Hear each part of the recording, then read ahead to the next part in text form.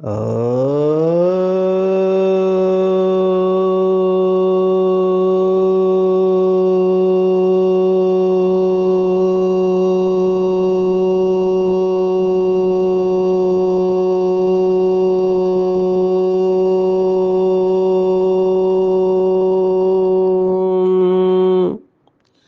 शांति।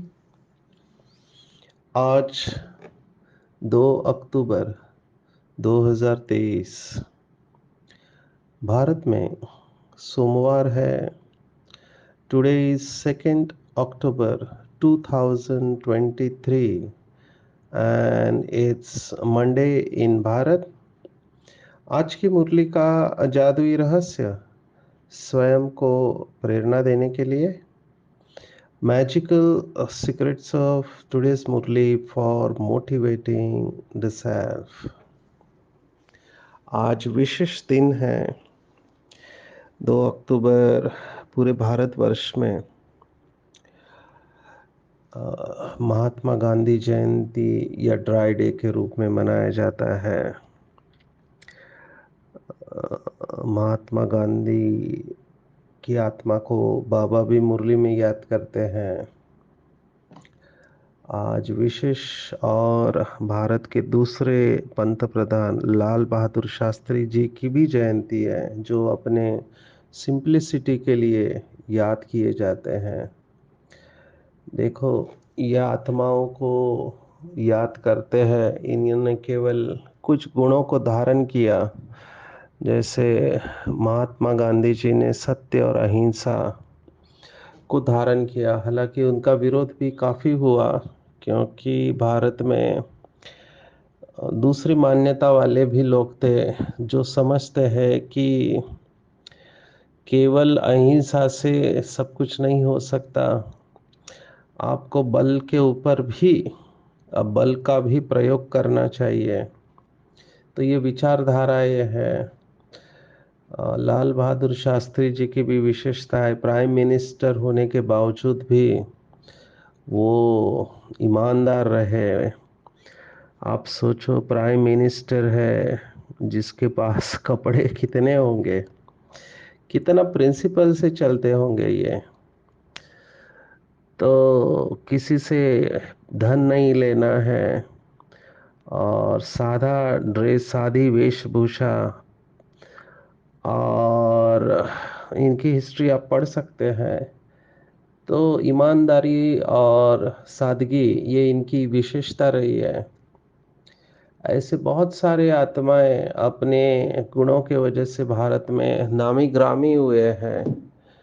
तो एक दो गुणों के वजह से भी इतनी महिमा होती है। तो आप सोचो, सर्वगुण संपन्न देवता है जब बाबा हमें बना रहा है, तो हमारी अवस्था कितनी श्रेष्ठ होगी। बाबा हमें अपने जैसा बना रहा है और बाबा की बातें टोटली नई है, जो लोगों को हजम करना कठिन जाता है। At times even because find it tough to accept. माना बाबा के बच्चे भी कई बार कठिन समझते हैं इन बातों को स्वीकार करना। लेकिन बाबा ने अपना क्राइटेरिया कभी बदला नहीं है। जैसे प्यूरिटी की बात, बाबा ने पवित्रता को कभी कॉम्प्रोमाइज नहीं किया है। उल्टा डे बाय डे टफ होते जा रहा है। तो वर्तमान समय तो संपूर्ण अवस्था के नजदीक जाने की बात है। तो संपूर्ण अवस्था में स्वप्न और संकल्प में भी अपवित्रता टच नहीं करे। तो बाबा ने अपना बार स्टैंडर्ड बहुत ऊंचा रखा है, क्योंकि ये जो आत्माएं हैं 16 कला संपूर्ण, सर्वगुण संपन्न और संपूर्ण निर्विकारी, यही विश्व के ऊपर राज्य करेंगे। तो ये नई बातें हैं। मैं जब सेशन लेता हूं तो डॉक्टर्स हमको पूछते हैं कि विकार में जाना तो नॉर्मल और नेचुरल है, अभी इनका भी कोई दोष नहीं है। क्योंकि प्रिंसिपल ये है कि आप जो बात बार बार सुनते हो तो वो आपको सच लगने लगती है। तो चारों तरफ इंटरनेट, ये टेक्स्ट बुक इन बातों से भरा हुआ है। हमें तो ये भी बताते हैं कि विकार में जाने के फायदे क्या क्या होते हैं। तो ये टोटली अगेंस्ट है, इसलिए लोगों को लगता है कि ये अननेचुरल है। तो नई बातें हैं। लोग कहते हैं लाखों साल का वर्ष है, ये ड्रामा है, और बाबा कहता है केवल 5,000 वर्ष का है। टोटली अलग है। लोग कहते हैं सर्वव्यापी है परमात्मा, कण कण में है, और बाबा कहते हैं मैं कण कण में नहीं हूँ, मैं परम धाम निवासी हूँ। फिर भक्ति मार्ग में कहते सूर्य कोटि समप्रभ है। भगवान मरे हुए को भी जिंदा करता है। बाबा कहते हैं मैं मरे हुए को जिंदा नहीं करता हूँ, लेकिन जो कब्र दाखिल हुए, माना जो बॉडी कॉन्शियस है, उनको सोल कॉन्शियस बनाता हूँ। तो ये सब नया ज्ञान है। और पहले भी हमने सुनाया था कि जब हमारे आदरणीय जगदीश भाई विदेश यात्रा पर जा रहे थे तो बाबा को पूछा कि बाबा का नॉलेज कैसे समझाए, विदेशियों को तो बेस भी नहीं है, शास्त्र नहीं जानते हैं। तो बाबा ने कहा बाबा की प्रत्यक्षता नए ज्ञान से होगी। तो ये नए ज्ञान को आपको दुनिया के सामने अच्छी तरह से रखना है। इसीलिए भगवान के बारे में ये मान्यता है कि भगवान की गतमत न्यारी गाई हुई है। माना गति की जो मत देते हैं, गति ये शब्द विशेष है भक्ति मार्ग में। वैसे गति माना स्पीड, लेकिन यहाँ गति माना स्पीड नहीं है, यहाँ गति माना मुक्ति। सो मुक्ति की जो मत है शिव बाबा की, वो सबसे न्यारी गाई हुई है। तो नई दुनिया, नई बातें, नई मत, तो सब कुछ नया हो जाता है जब से हम बाबा से मिलते हैं। और यही आज का गीत है, जिस दिन से मिले हम तो नया दिन लागे, नई रात लागे। ये आज का गीत है, जिस दिन से मिले हम तुम, नया दिन लागे, नई रात लागे। मानो सब कुछ नया हो जाता है। अभी ये समझने जैसी अवस्था है कि अगर आप अच्छे योगी हो तो आपको हर क्षण में एक प्रकार का रिन्यूअल का अनुभव होगा। हम डॉक्टर्स के लिए जो कॉन्फ्रेंस करते हैं उसका टाइटल रखते हैं रिजुविनेटिंग मेडिकल माइंड्स। रिजुविनेशन माना आपका रिजुविनेशन हुआ है, आप फिर से नए ताजे बन चुके हैं, फ्रेश है, एवर फ्रेश है। ये अनुभव योगियों को होता है। जो अच्छे योगी है वो हर वक्त नयापन का अनुभव करते हैं। They are creative all the times. तो ये अनुभव की बात है। तो चेक करना चाहिए। एक मन की अवस्था है जिसको कहते हैं रूटीन। रूटीन में अगर आप आ जाते हैं कि सुबह उठना है अमृत वेला, फिर फ्रेश होना है, फिर मुरली सुननी है, नाश्ता बनाना है, ड्यूटी पर जाना है, खाना बनाना है, खाना है, सोना है, रोज वही वही करके बोर हो जाते हैं। लोग कहते हैं क्या ये जीवन है, रोज हमको यही करना है। तो ये बोर होने का जो बीमारी है ये इंसानों में है। अभी बोर्डम क्यों आता है? क्योंकि नयापन नहीं इनको समझ में आता है। वो क्रिएटिव नहीं रहते हैं, जबकि हर क्षण बहुत सुंदर है। हर क्षण हम ये अनुभव करते हैं जब मैं मुरली पढ़ता हूँ या चिंतन करता हूँ, नए नए लोगों से मिलता हूँ, नई बातें पढ़ता हूँ, लिखता हूँ, तो नयापन अनुभव होता है। आप सोचो ब्रह्मा बाबा 30-40 पेज लिखते थे तो कितना चिंतन चलता होगा ब्रह्मा बाबा का। तो हमको भी ये देखना चाहिए कि क्या मैं रोज रोज वही बातें महसूस करता हूँ या मेरे जीवन में नयापन है, हर वक्त नयापन। अभी लोग देखो, इस समय जब बर्थडे होता है या कोई त्योहार होता है तो नया ड्रेस पहनते हैं, नई चीजें खरीदी करते हैं, फिर मोबाइल हो, लैपटॉप हो, कार हो, घर हो, कपड़े हो, खुश हो जाते हैं, नई चीज आते हैं। लेकिन वो खुशी कितने दिन तक रहती है? वो कुछ दिन के बाद वो नएपन का खुशी निकल जाता है। और बाबा कहते हैं आपको सदा खुश रहना चाहिए, क्योंकि हर क्षण नया है। तो ये नयापन या रिजुविनेशन, रिन्यूअल, आप जो भी शब्द इस्तेमाल करो, ये हर वक्त हो रहा है। आध्यात्मिकता में कहते हैं कि you cannot step twice in the same river. आप एक नदी में दो बार पैर नहीं रख सकते, क्योंकि आपने जिस नदी के पात्र में कदम रखा वो नदी तो बह के आगे चली गई, अभी दूसरा पानी है।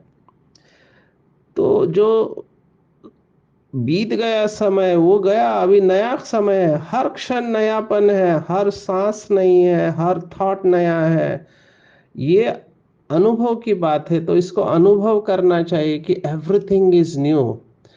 हम एक अभ्यास बताते हैं, चिंता जिनको होती है, जिनके बहुत विचार चलते हैं, ये साइकियाट्री की बातें हैं, मनोविज्ञान की बातें हैं। अभी आप जहां बैठे हो, ये मुरली सुन रहे हो, 1 मिनट के लिए आप अपने रूटीन से हटकर चारों तरफ देखो, 5 नए कलर देखो।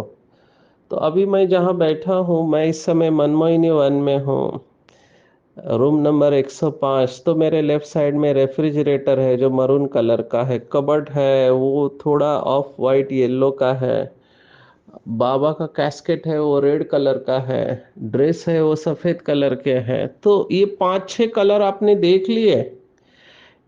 ये केवल देखना हो गया, कलर्स को आपने नोटिस किया। फिर आप आवाज को कैच करो कि कौन कौन से आवाज आ रहे हैं। अभी जहां मैं बैठा हूँ, एसी का आवाज है, फैन का आवाज है या नहीं है, मैं नोटिस कर रहा हूँ। पंछियों का आवाज आ रहा है। वैसे तो साइलेंस है यहाँ पे, क्योंकि अर्ली मॉर्निंग अमृत वेले के बाद मैं रिकॉर्डिंग कर रहा हूँ।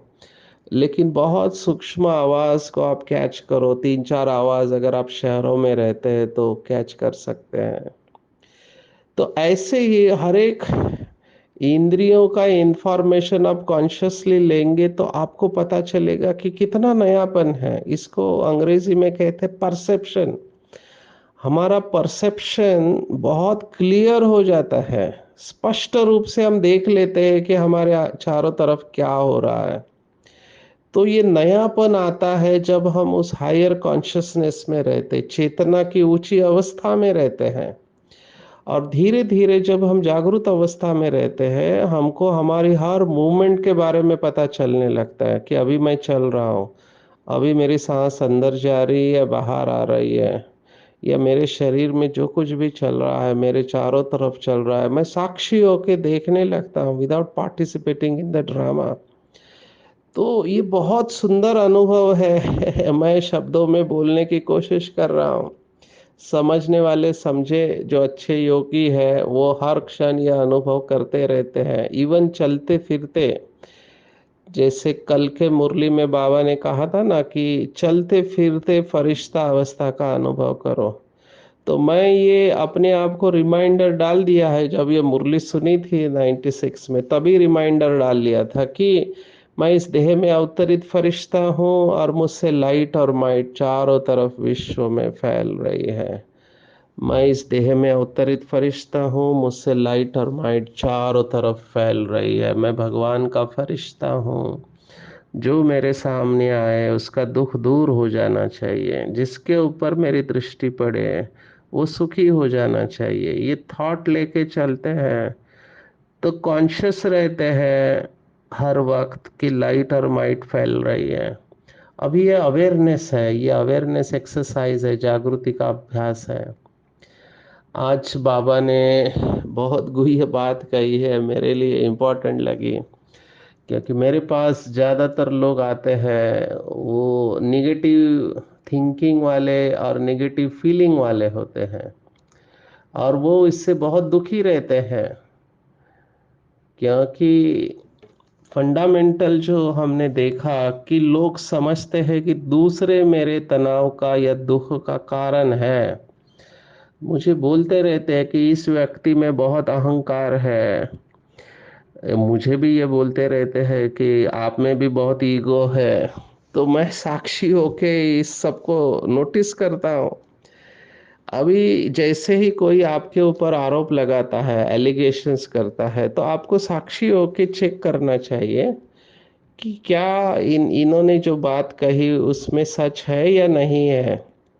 अगर सच है, आपकी बुद्धि जजमेंट देती है, तो आपको उसको स्वीकार कर लेना चाहिए। Thanks for reminding and I will make attempt to change myself. ठीक है, तो स्वीकार कर लेना चाहिए। सभी क्रिटिक्स रॉन्ग नहीं होते हैं, परसेंटेज होता है। अभी कॉमनेस्ट क्रिटिसिज्म है जो ऑफिस में हमने देखा है कि एक व्यक्ति रेगुलर बहुत पंक्चुअल है, एक दिन वो लेट आया। अभी जो उसके क्रिटिक है कहेंगे आप तो हमेशा लेट आते हो। अभी ये बात गलत है कि आप हमेशा लेट नहीं आए हैं, लेकिन ये बात भी सच है कि आप उस दिन लेट आए हुए हो। ठीक है ना? यही बात हम रिलेशनशिप्स में बताते हैं, लेकिन लोग पुरानी बातों को पकड़ के बैठे हैं। मैं कहता हूं कि नो वन इज परफेक्ट। हम सभी परफेक्ट नहीं है, परफेक्ट केवल एक परमात्मा है। तो परमात्मा परफेक्ट है और हम परफेक्ट नहीं है, तो जाने अनजाने हमारे द्वारा ऐसे कर्म होते हैं जिससे लोग दुखी हो सकते हैं। इसलिए बार बार ये माफी मांगने का अभ्यास करना चाहिए। इससे क्या होता है, नम्रता का गुण आता है। नहीं तो सेल्फ रेस्पेक्ट और ईगो ये दोनों एक ही है। This are the other sides of the coin कहते हैं। मुझे लगता है कि मैं स्वमान में हूँ, लेकिन सामने वाले को लगता है कि ये तो अभिमानी आत्मा है। जैसे बहुत लोग मुझे मैसेज भेजते, मैं बोल बोल के थक गया हूँ कि मैं सबका मैसेज नहीं पढ़ पाऊंगा। और कई लोगों को कहता है कि आप बार बार मैसेज मत भेजो, बिकॉज जो इम्पोर्टेंट मैसेज है वो रह जाते हैं, तो वो रुकते नहीं है, तो फिर मैं वो मैसेज पढ़ता नहीं हूँ। पर इससे भी लोग डिस्टर्ब हो जाते हैं। वो कहते हैं कि इनको कितना अहंकार है, ये मैसेज भी नहीं पढ़ते हैं, रेस्पॉन्ड भी नहीं करते हैं। कई लोग इम्पेशेंट हो जाते हैं। हमने ये इम्पेशेंस का संस्कार देखा है कि दिनों दिन लोग इम्पेशेंट होते जा रहे हैं। उनको सब कुछ चाहिए, अभी चाहिए, चुटकी में। इनको टाइप ए पर्सनालिटी कहते हैं। हरी वरी एंड करी वाले हमेशा जल्दबाजी में रहते हैं, क्योंकि अभी तक इनको हर चीज फटाफट मिल गई है। और जब कहीं ये अटक जाते हैं तो इनका गुस्सा बढ़ता है। जैसे हम ये नोटिस करते हैं डिजिटल एडिक्शन में, हमको हर चीज मोबाइल में क्लिक और बटन पे मिली हुई है। तो हमको सब कुछ इंस्टेंट की आदत लगी है। फूड भी इंस्टेंट हो गया है, जिसको फास्ट फूड कहते हैं। हमारा डेफिनेशन ऑफ फास्ट फूड ये है कि फास्ट फूड माना जो जल्दी आपको बीमार करता है, उसको फास्ट फूड कहते हैं। तो एक प्रकार का इम्पेशंस है। तो इम्पेशंस वाले लोगों में गुस्सा होता है, क्योंकि उनको ऑर्डर देने की आदत होती है हर वक्त, और उनको लगता है कि सब चीज हमको मिलना चाहिए। तो पेशेंस रखना चाहिए, क्योंकि बाबा जो कहता है कि ड्रामा जो मिसल चलता है, इसमें जल्दबाजी हो नहीं सकती है, और जरूरी नहीं है कि हर व्यक्ति आपके अनुसार चले।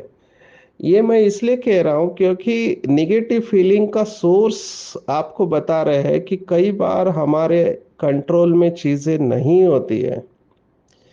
और रिलेशनशिप्स में लोग यही करते, पति पत्नी या माँ बाप और बच्चे, बॉस और सबऑर्डिनेट, एक दूसरे को बदलने में कितनी एनर्जी वेस्ट करते हैं, और फिर भी सफलता नहीं मिलती है। तो गुस्सा और बढ़ता है, फ्रस्ट्रेशन बढ़ता है, और नेगेटिव फीलिंग जागृत हो जाती है। बाबा ने इस नेगेटिव फीलिंग को बीमारी कहा हुआ है। और बाबा ने आज इसका सॉल्यूशन क्या दिया है कि जहाँ शुद्ध फीलिंग है वहाँ अशुद्ध फीलिंग हो नहीं सकती। इसको अंडरलाइन करेंगे, लिखेंगे, जहाँ शुद्ध फीलिंग है वहाँ अशुद्ध फीलिंग हो नहीं सकती। तो बाबा ने कहा, मेरी श्रेष्ठ मत है कि बच्चे सदा शुद्ध फीलिंग में रहो। अभी शुद्ध फीलिंग क्या है? तो शुद्ध फीलिंग माना मैं सर्वश्रेष्ठ आत्मा हूँ, कोटों में कोई आत्मा हूँ, मैं देव आत्मा हूँ, महान आत्मा, विशेष पाठधारी हूँ। अभी आप अगर महान आत्मा है फॉर एग्जाम्पल, तो महान किसे कहेंगे? तो महान माना जिसके संकल्प, बोल और कर्म महान है, वही महान है। अगर हमारे संकल्प, बोल और कर्म महान नहीं है तो हम महान नहीं है। तो महानता में रहो। जितना जितना हम महानता के संकल्प में रहेंगे, मैं ये अभ्यास देता हूँ खास करके डिप्रेशन वाले पेशेंट को, क्योंकि वो समझते हैं कि मैं महान नहीं हूँ। मेरे पास सबसे ज़्यादा इस समय जो पेशेंट है वो चिंता की बीमारी और डिप्रेशन, ये दो ही पेशेंट है। या तो चिंता लगी हुई है या तो डिप्रेशन है। ये भी एक बहुत बड़ा सब्जेक्ट है। कभी कभी मुझे लगता है डिप्रेशन की गहराई में सबको लेके जाए, क्योंकि डे बाय डे डिप्रेशन बढ़ने वाला है। और डिप्रेशन क्यों बढ़ेगा? क्योंकि हमने जैसे चाहा था वैसे नहीं हुआ। हमने जैसे चाहा था वैसे नहीं हुआ। अभी एक दो बार ठीक है, बहुत बार ऐसे हुआ मेरे जो सपने थे वो पूर्ण नहीं हुए। और साथ में यहाँ तक तो ठीक है, फिर दूसरों के सभी सपने पूरे होते मुझे दिखाई दे रहे हैं। यहाँ पर कंपैरिजन आता है, तो इससे और दुखी हो जाते हैं, निराशा में चले जाते हैं। उस बीके भाई बहनों में मैंने देखा, कहते हैं मेरा योग नहीं लगता, इस आत्मा का योग बहुत अच्छा है, मेरे को सेवा के मौके नहीं मिलते, इसको सेवा के मौके बहुत मिलते हैं। मेरे नाम मान शान नहीं है, इसको नाम मान शान बहुत होता है। इसको सभी पूछते हैं, मेरे को कोई पूछता नहीं, जबकि मेहनत भी मैं इतनी करती हूँ। हर एक के कारण अलग है। मैं तो जो कॉमनिस्ट है वो आपको बता रहा हूँ, लेकिन मैं ये कह रहा हूँ कि बाबा ने इसका सॉल्यूशन दिया हुआ है।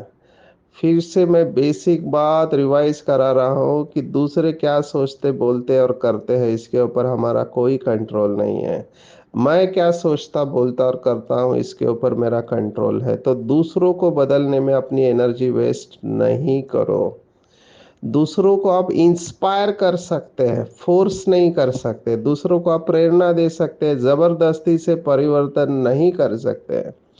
माँ बाप का फ्रस्ट्रेशन मैं देखता हूँ, बच्चे पढ़ाई नहीं करते क्योंकि उनको लगता है कि इसने पढ़ाई नहीं किया तो इसका भविष्य क्या होगा, तो डांट कर वो पढ़ाई करने के लिए बिठाते हैं। अभी वो बच्चे को इंटरेस्ट नहीं है, वो किताब लेके बैठ जाएगा, लेकिन अंदर दिमाग में कुछ नहीं जा रहा है उसके,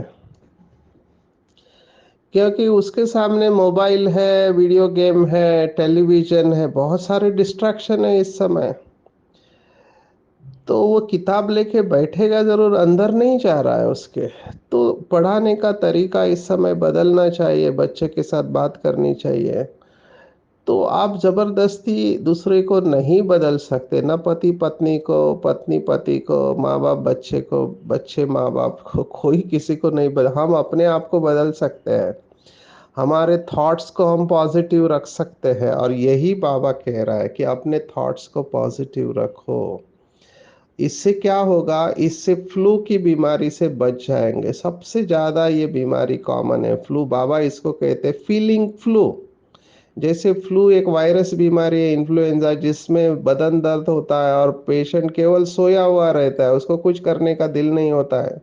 यहाँ पर भी ऐसे है जो नाराज हो जाते हैं, जिसको हमने टाइटल दिया है नाराज योगी। एक है राज योगी और एक है नाराज योगी। तो ये बीमारी से अगर बचना है, मेहनत से बचना है, कि तो संकल्प करो कि मैं परमात्मा के वरदानों में पल रही हूँ, सेवा में अपने आप सफलता मिलेगी। मुझे ये बात इंपॉर्टेंट लगी, इसलिए मैंने इसमें बहुत समय लिया। दूसरा इम्पोर्टेंट कबीर का दोहा है जिसके ऊपर आज बाबा ने पूरी मुरली चलाई है, वो है कि तूने रात गवाई सोए के, दिवस गवाया खाए के, हीरा जन्म अनमोलता कौड़ी बदले जाए। एक एक शब्द इंपॉर्टेंट है। बाबा ने आज सावधान किया है। किस बात से सावधान किया है? कि बच्चे, सर्विस के बगैर खाना हराम है। सारा मदार पढ़ाई पर है, हमको पढ़ना और पढ़ाना है, सच्ची गीता सुनानी है। बाबा को रहम पड़ता कि ये बच्चे लास्ट में रोने वाले हैं। यहाँ पर दो बातें समझ लेनी चाहिए कि समर्पित भाई बहन जिन्होंने अपना जीवन दिया हुआ है ईश्वर को, जिनकी पालना भगवान के घर से होती है, और जो घर गृहस्थ में या बाहर रहते हैं, इन दोनों की कर्मों की गति अलग है।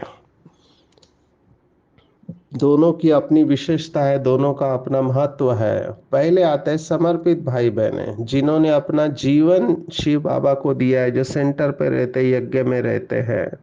तो बाबा ने कहा अगर ये सिर्फ खाते पीते हैं और सेवा नहीं करते तो इनके ऊपर बोझा चढ़ जाएगा और लास्ट में पश्चाताप होगा, क्योंकि जो भी इन्होंने जीवन दिया है, अगर इन्होंने सेवा नहीं किया तो इनके ऊपर बोझा चढ़ जाए, क्योंकि इनकी पूरी पालना यज्ञ से हो रही है। इनके कपड़े हैं, इनका खाना पीना है, जो भी साधन इस्तेमाल करते हैं।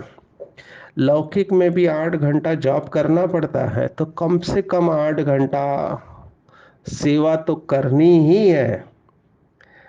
उसके बाद इनका जमा होने के चांसेस है, क्योंकि इनको एडवांटेज है कि चारों तरफ बाबा है, प्रोटेक्टेड एनवायरनमेंट में है, नियमों से बचे हुए हैं, बाबा के घर में है, तो बहुत चांस है नंबर लेने का। लेकिन अगर यहाँ आने के बाद आराम पसंद बनते हैं तो घर गृहस्थ में रहने वाले इनसे फास्ट आगे जा सकते हैं, क्योंकि घर गृहस्थ में रहने वालों को 8 घंटा ड्यूटी करना है, इसलिए ड्यूटी के बाद वो जो भी पुरुषार्थ करते हैं उनका जमा हो जाता है। इसलिए सभी को चांस है, कर्मों की गति अलग है। तो कहने का भाव बाबा ने कहा संगम योग कमाई करने का समय है। जैसे बाबा ने आज उदाहरण दिया मम्मा का, है ना। मम्मा ने कुछ यज्ञ में दिया नहीं, लेकिन मम्मा धन की देवी लक्ष्मी कैसे बने, क्योंकि मम्मा ने अपना सब कुछ सफल कर दिया। तो मम्मा के समान, बाबा के समान हम अगर सफल नहीं करते तो बाबा ने कहा जाकर दास दासी बनेंगे। अभी देखो साहूकार की भी दास दासी होती है, बच्चों को संभालने वाली दास दासी होती है। आज बाबा ने ये सब कैटेगरी बताई हुई है। तो बाबा नहीं चाहता है कि बच्चे दास दासियां बने। बाबा तो चाहता है, जैसे लौकिक में भी माँ बाप चाहते हैं कि राजा बच्चा है मेरा, तो मेरा बच्चा राजा बने। तो बाबा ने कहा लेकिन कर्म ऐसे नहीं है, तो बाबा क्या किया करेगा। बाबा ने सब कुछ दिया और फिर सर्विस भी करते रहते हैं। जैसे ब्रह्मा बाप को आपने देखा, जबकि सब अपने पूरी जीवन की कमाई लगाने के बाद भी बाबा पौधों को पानी देते थे या रास्ता बनाते थे, रास्ता बनाने के लिए, क्योंकि बाबा ने ये स्लोगन बना के रखा था कि जो कर्म मैं करूंगा मुझे देख सभी करेंगे। अगर मैं ही आराम कर रहा हूं तो बच्चे भी मेरे को ही फॉलो करेंगे। तो बाबा ने ये नहीं किया, बाबा रोल मॉडल बने, बाबा बिल्कुल सिंपल रहे। बाबा चाहते तो अपने लिए अच्छा मकान बना सकते थे, लेकिन बाबा का हमेशा स्लोगन रहा कि मकान बच्चों के लिए है। बाप तो कहा कि पुराना शरीर है, बाबा कुटिया में ही रहेगा, तो बाबा कुटिया में रहे थे। आप सोचो, सिंपलिसिटी बाबा ने बहुत फॉलो किया। आज हम चारों तरफ देखते हैं कुछ और पिक्चर है। हमको किसी को जज नहीं करना है, ना हम कर रहे हैं, लेकिन लोग इसको नोटिस करते हैं कि आप अगर तपस्वी है तो आपको इतने सब सुख के साधन क्यों चाहिए, क्योंकि भारत में मान्यता है तपस्वी माना सादगी में चलने वाले। अगर आपकी गाड़ी एसी है, कमरा एसी है, सब कुछ एसी है, और आपके नौकर चाकर है लौकिक में, तो लोग उसको तपस्वी नहीं मानते हैं। तो हमको तो बाबा ने कहा ये साधन है, साधनों का आप इस्तेमाल जरूर करो। जहाँ बहुत गर्मी है, अभी 45 डिग्री टेम्परेचर है, तो आपको तो ऐसी लगेगा, नहीं तो बीमार हो जाएंगे। तो समय के अनुसार बाबा ने कहा साधनों का इस्तेमाल जरूर करो, लेकिन साधना को भूलो मत। तो ये बेसिक बातें हैं। तो ऐसे मर्यादाएं जो बाबा ने हमको बताई हुई है, उन मर्यादाओं में रहकर मर्यादा पुरुषोत्तम बनना, इसी लक्ष्य को रखना है। दूसरों को आप समान बनाना है, 8 घंटा सर्विस ज़रूर करनी है और ये देह के संबंधों को भूल जाना है। आज मन मना भव मध्याजी भव इसके बारे में भी कहा है, बहुत बार हमने इसका अर्थ देखा है, इसलिए मैं उसके और डिटेल में नहीं जा रहा हूँ। आज के पूरे मुरली में टेक होम अगर आप मुझे पूछते हैं, तो हर क्षण नया लगना है, हर क्षण, एवरी मोमेंट इज़ न्यू। हर क्षण जैसे कंप्यूटर को रिफ्रेश करते हैं वैसे अपने माइंड को रिफ्रेश करना है।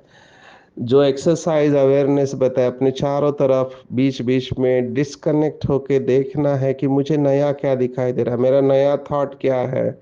शुद्ध फीलिंग में रहना है, जितना शुद्ध फीलिंग स्वमान में रहेंगे उतना देह अभिमान कम होते जाएगा, हर्ट की फीलिंग कम होते जाएगी और हम बाबा के नजदीक जाते रहेंगे। दिन भर में चेक करना है कि मेरा जमा का खाता ज़्यादा या खर्चे का खाता। तो जमा का खाता बढ़ाने के लिए दिन रात सर्विस में बिजी रहना है, थकना नहीं है, मर्यादा के अंदर रह के मर्यादा पुरुषोत्तम बनना है। अच्छा, ओम शांति।